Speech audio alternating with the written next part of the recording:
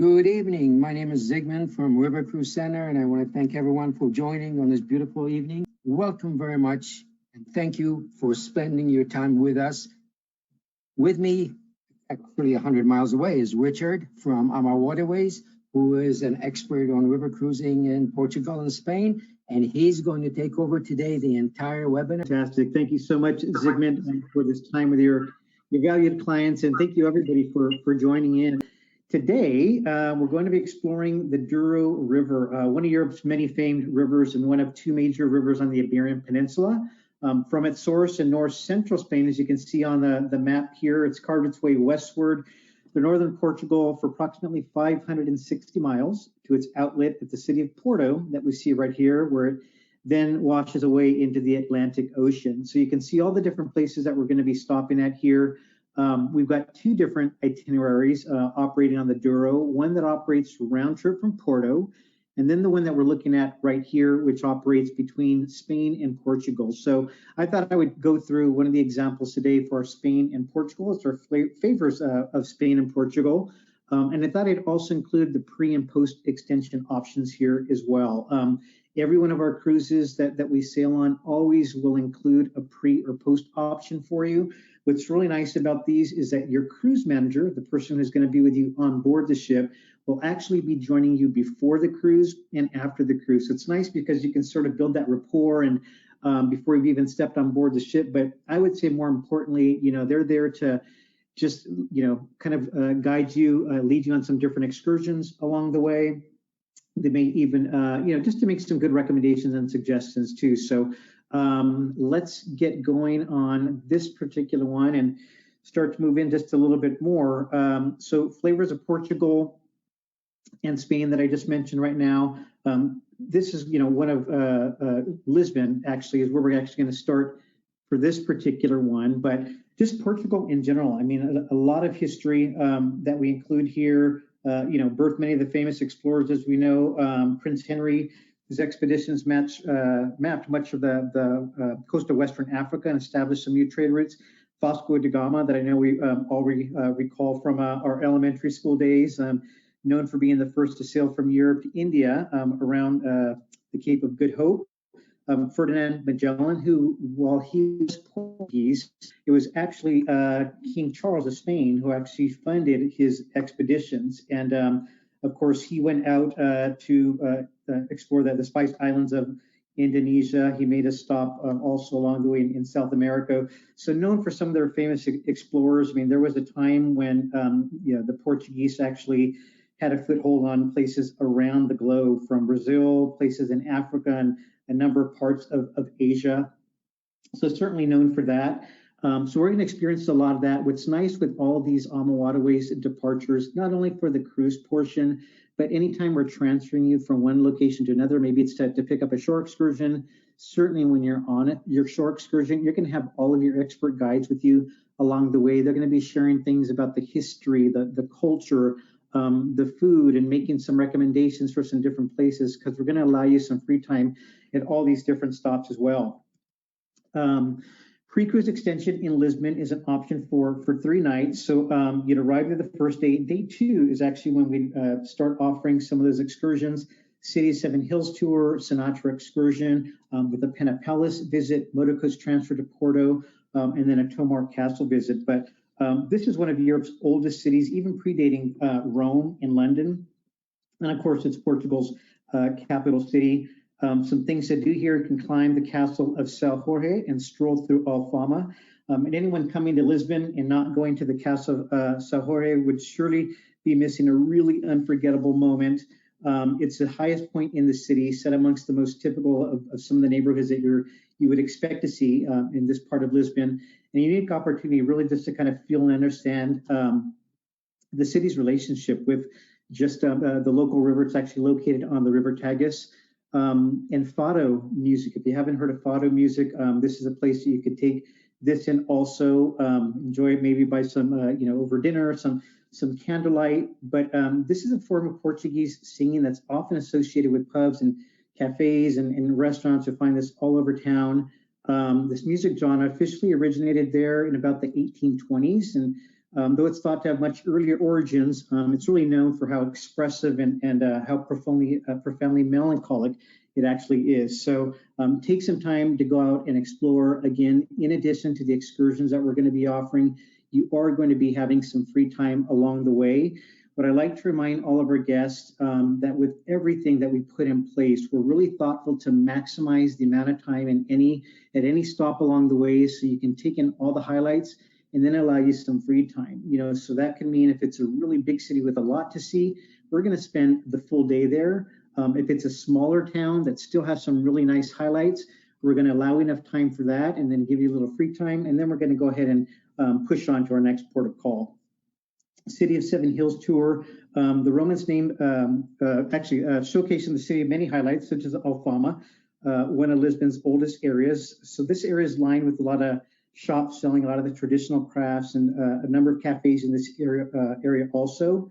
You can also take the number 28 tram up to the top Castle St. George, which I believe we have, I thought we had that on one of these slides here. Actually, it's another image that we had closer, but this is Castle George that we see up at the top here with fortifications dating back to the 6th century. It was under a variety of number of different rulers, including that of the Romans, the Visigoths, the Moors, before Portugal's King Alfonso Enriquez captured it in 1147 with the help of Northern Europe's crusaders on their way down to the Holy Land. So again, a number of these crusades, a number of these folks were passing through this area at this time. Day 3, another excursion option that we include here is the Palace Cintra, so the Royal Cintra excursion, also called Town Palace. It's located in the town of Cintra in the Lisbon district of Portugal. It's a present-day historic house museum, so we have an opportunity to visit this place as well. Another stop that we'll include here on the same day is actually the Pina Palace. So as part of that same excursion, so enjoy a morning excursion to Sierra de Cintra. This is one of the most picturesque mountain villages in Portugal. It's a former summer resident of the Portuguese royal family and a source of inspiration for Lord Byron and generations of other artists and poets. Your guided tour includes a visit to this location here, this beautiful fairy tale castle. We're going to allow you some free time to kind of explore the grounds on your own also. And then we'll actually board the ship in Porto. So embarkation of Porto, we'll check out of our hotel that day and take the motor coach ride over to through the Portuguese countryside. We'll stop in the town of Tamar and visit the castle of the Knights Templar, the walls of which envelop the elaborate convent of Christ, a UNESCO World Heritage Site from the 12th century. And this boasts spectacular frescoes and azuelos. These are those iconic blue painted tiles, if you've seen those. And then afterwards, we'll continue on to Porto, where we'll board our ship for that day to then depart. But actually, we're going to be overnighting one night there in Porto. One of the things that we'll be enjoying on the next day, we're actually now at day 5, is the City of Bridges tour. This is actually the only city, by the way, they're known as the City of Bridges because they're the only city in all of Europe, aside from the town, of course, that is across the Douro River for them, with 6 bridges in town. And this particular bridge that we're looking at here is the Maria Pia Bridge. This was actually designed by Gustave Eiffel in 1877. So today we'll be joining a guided tour of Porto's historic quarter, UNESCO World Heritage Site. A number of the places that we stop at are UNESCO World Heritage Sites. We'll see the cathedral, one of the city's oldest monuments, the main square. This area is going to have, again, a lot of shops and cafes just to kind of go out and explore. There's a São Bento railway station. This place is known for its blue and white tile panels depicting scenes from Portuguese history, so certainly worth a stop there. And then we'll have a tasting of Portugal's most renowned contribution to the world of wine, of course. And then we will make our way back to the ship for that evening.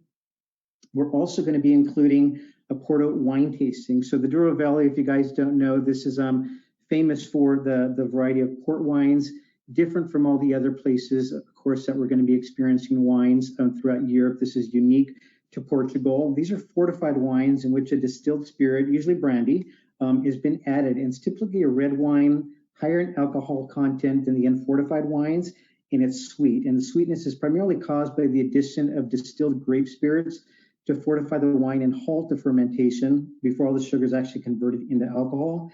So this, of course, results in a wine that's a little bit higher, normally like 19 to 20% in alcohol content. We'll be enjoying a number of different port wines along the way, regional to those specific areas, as we do in any one of our other AMA Waterways cruise, where we always take in some local wines for the area. We'll be serving some of these local wines on board as well with the different meals, and of course, some of the local flavors in the different towns that we're passing through.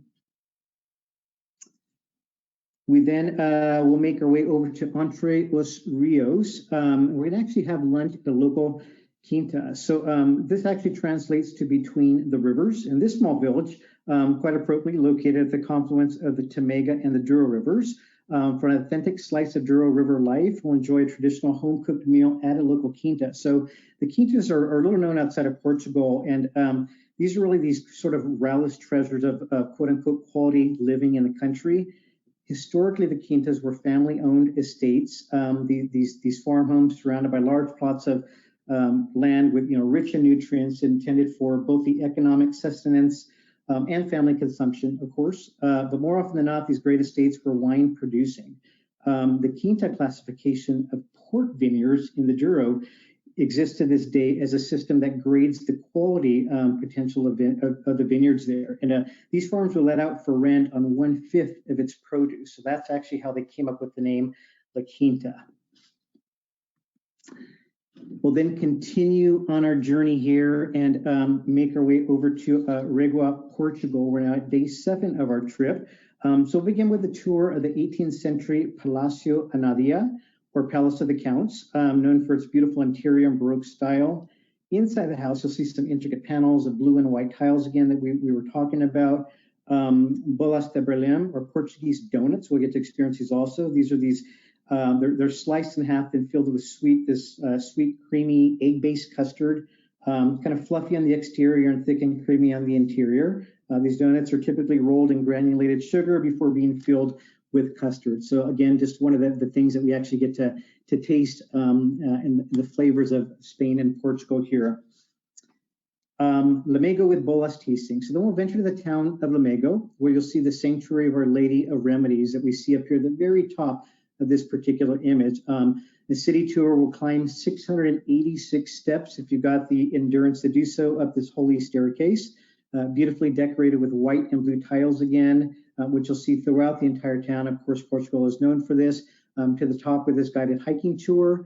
Whichever excursion you choose, it will conclude with the tasting of some local specialties such as bolas that we talked about in Lamego, bread filled with smoked ham, presunto, a type of dry cured ham, and espumante. It's a Portuguese sparkling wine. Later in the day, we'll then continue cruising on the Douro River over to Pina, Portugal, where we're going to do another wine tasting there.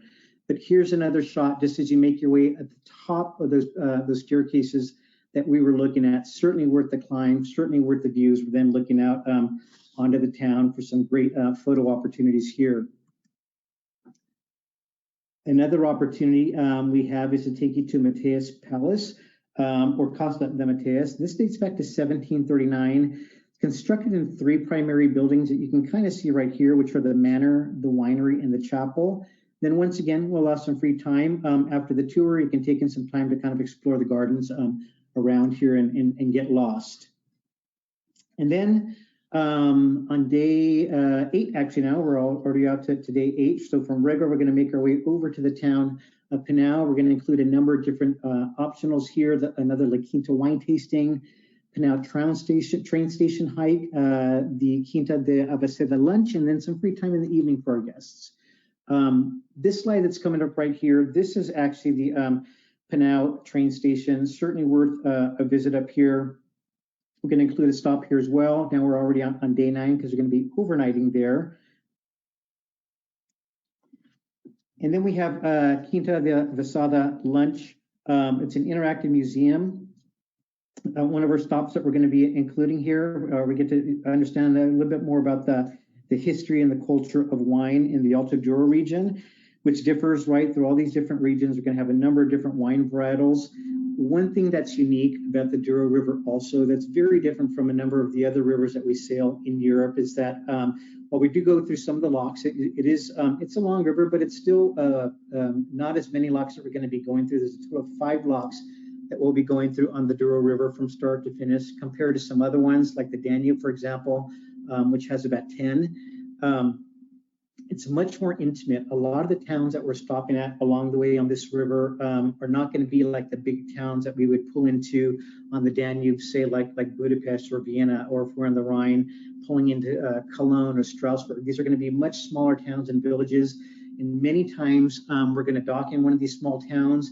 You can have some free time to walk around, but most of our excursions are going to be a little bit further into the countryside here. So again, kind of going back to that then, one of the things we're going to include, again, this history of wine culture. It's going to show all the different stages of the wine production, from planting the vine to the wine making process, and finally to the nectar tasting and wine labeling.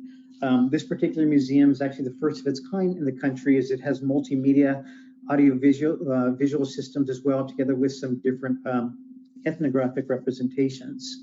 We'll then move on and make our way over to Barca de Alva. Venture to Castelo Rodrigo, which I'll show you also in the next slide. This area is known as the White Village because of its almond trees. The site offers spectacular views of the surrounding area. Wonderful walking tour through the medieval streets. It's a wonderful medieval town. Establishments dating back to the 16th century.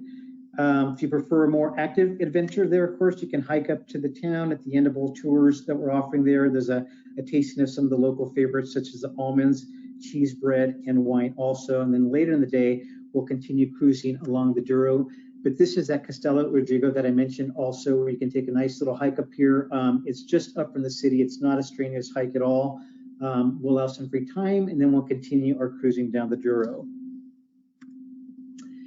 We're going to finally make our way into Vega de Toron in Spain. So we've now gone all the way, again, if we're starting at the very beginning of this trip from Lisbon, making our way to Portugal, down the Douro River, we're now making our way into Spain. This is where we would officially disembark at this time.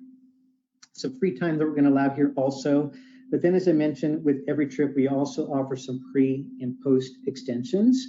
Salamanca, as we make our way to Madrid, actually, this is going to be a day trip after we disembark the ship there and make our way over to Madrid. We're going to have a full day excursion included here in Salamanca. We're going to include the transfers, of course, check into the hotel a little bit later this evening.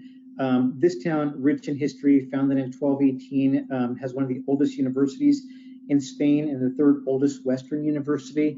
So plenty of time to go around exploring here. And then again, we're going to make our way into Spain, where that evening we're going to have some free time on our own. But one of the things that we're going to include also is a guided tour of Madrid, Spain's capital, of course, since the Spanish Golden Age, and now its largest city. Place with broad avenues, grand museums, stately gardens, and lively tapas bars, as we know. Known for its historic arts district, art, music, epicurean delights. Of course, I think every trip, again, which is why this is called Flavors of Portugal and Spain, and this really applies to the majority of all our trips. The local cuisine, the local culture, the local history, just the local happenings and things that are going on, places where the locals want to go and hang out. These are all the things that we thoughtfully look to incorporate into every package that we put together. I was talking before about the timing. We want to make sure that we can maximize that so guests don't feel as though they're rushed. What I didn't mention before too is that every stop along the way, and you can see it noted in some of the different slides, we're going to include between 4 and 5 shore excursions at every port of call. So we're going to give our guests an option. We're not going to give you that one complimentary city tour and then charge you for something more or different that you'd actually prefer to do. We're going to give you an option for what you want to do. On board the ship, I know we've been talking a little bit more about the different stops, but on board the ships, some amazing cuisine, award-winning cuisine. I would add to that 2 wonderful restaurants to dine at. In addition to our main dining room, we have our Chef's Table restaurant, which is this wonderful 6-course meal with up to 4 wine pairings, a chef presentation where you can see him and his team preparing the meals. So really unique opportunities that really look to distinguish AMA Waterways from a number of our peers in the industry. So I just want to make sure I covered that while I was had been focusing quite a bit on the land portion here. But we're going to get some good time in Madrid, Spain. Again, some time to go around and explore a bit. It's a vibrant city. Just taking all the sites here: the Royal Palace, Retiro Park, Puerto del Sol, Mercado de San Miguel, and the Plaza Mayor also. Royal Palace, official palace of the Spanish and royal family. Plaza Mayor in the heart of Madrid was once the center of old Madrid. Just a great place to kind of go out and explore and do some shopping and eating and sightseeing there. And then to end, we actually have an excursion over to Toledo. So you can journey all the way over to this walled city with us, another UNESCO World Heritage Site, ancient capital of Spain. City's a treasure trove of artistic riches, with its winding streets, well-preserved medieval architecture. And as part of the escorted tour, you'll also visit the Cathedral of Toledo, as well as the Synagogue of Santa Maria la Blanca in the Jewish quarter. This would basically conclude our tour. After that day excursion over to Toledo, we'll make our way back to Madrid, where we basically end our trip. And then based on your stay, if you're going to be staying a little bit longer, of course, you would depart back to the States. I know that was really just a bit of a slideshow with a few quick highlights and some tidbits of information, but just another amazing journey that we offer with AMA Waterways. This one was actually so popular that just a couple of years ago, we added a second ship. We just built a second ship, the Amaduro, this beautiful ship that we see here up on the top left, adding it to our fleet in 2019.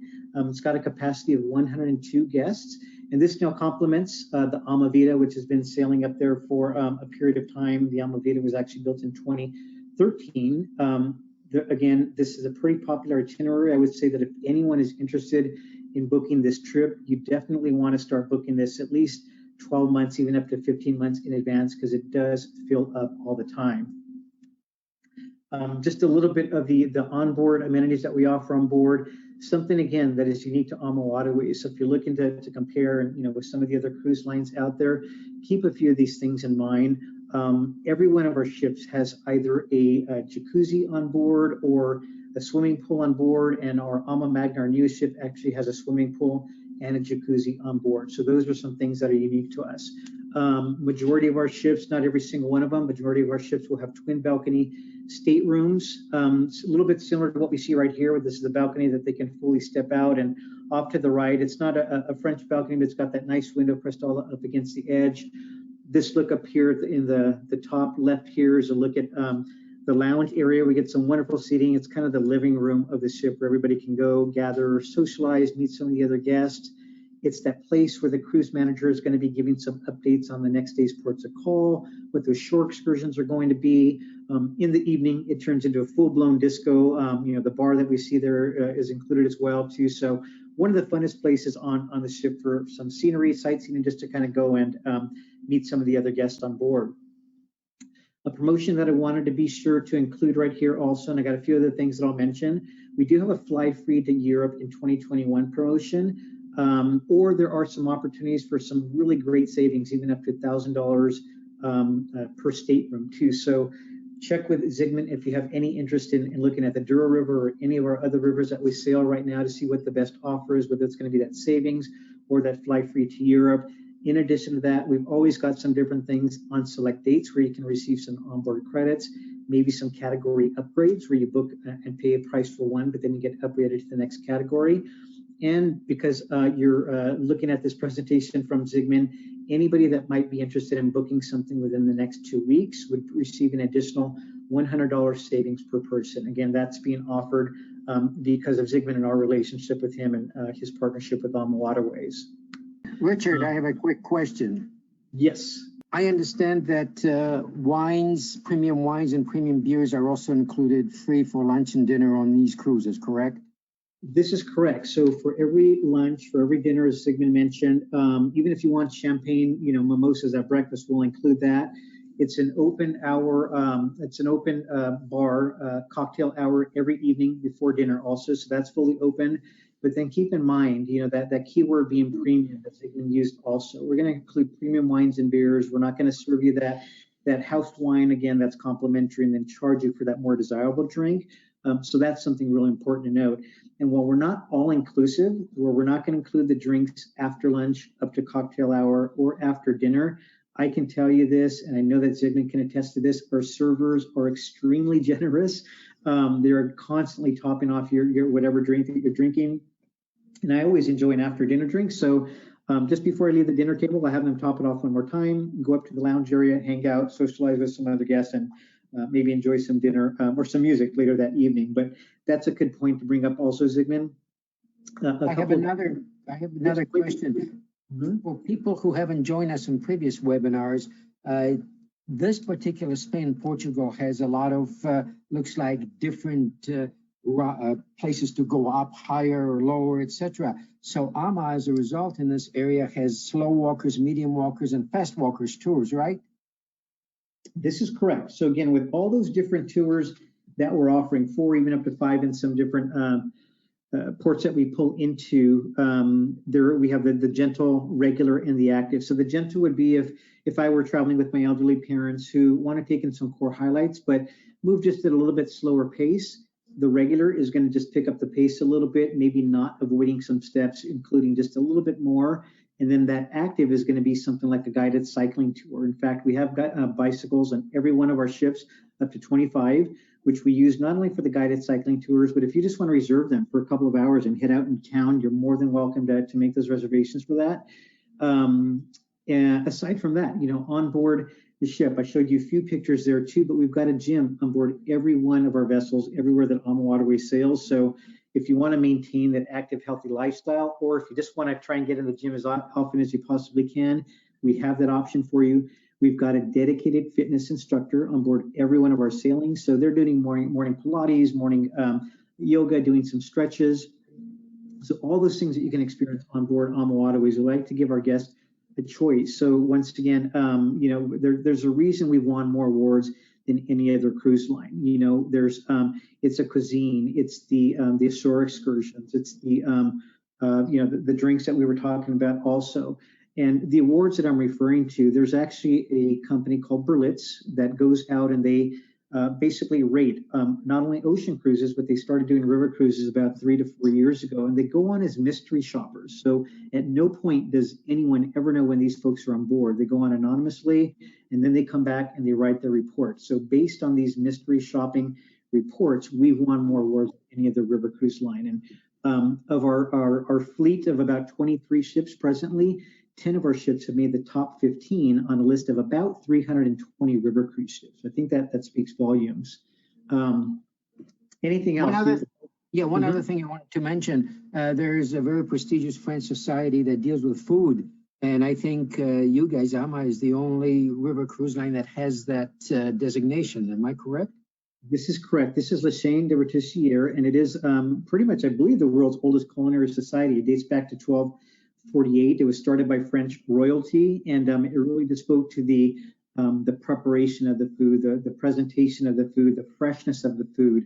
It ran for about 400 years approximately, up until the French Revolution, I believe it was, and then because of its association with royalty, it was pretty much disbanded. It's picked up some other years, but again, it speaks to those things, and you cannot request to even be a part of this. You really just have to be given that designation. And as Zygmunt mentioned, we are the only river cruise line with that designation. Very good point, Zygmunt. Thanks for bringing that up. I just wanted to mention that this is the 7th in line of our webinars, and the previous 5. If you go on rivercruisecenter.com, you'll see right up near the top, you'll be able to click on it and see previous webinars that we did for those particular regions. Right. And then next week, we have number 8 in our series of 9, and we're actually going to be exploring Vietnam and Cambodia along the Mekong River. This will be next Tuesday, September 8th at 6 p.m. So hopefully you can join that as well. But once again, these are all recorded sessions. So hopefully you'll plan to join us. For whatever reason you're not able to, you will definitely be able to capture this after it's been recorded. And those of you who love picture taking, the Mekong and Vietnam, Cambodia, some beautiful, beautiful scenery for your photos. It's a fantastic area of photography. Absolutely. And one thing that I could say from having been to Southeast Asia is that these are truly some of the most hospitable, genuine people that I think you're going to find on the face of the globe. I mean, they are just So nice, very welcoming, very sweet, and it's just a wonderful place to visit. So hope you can join us and learn a bit more about this destination as well.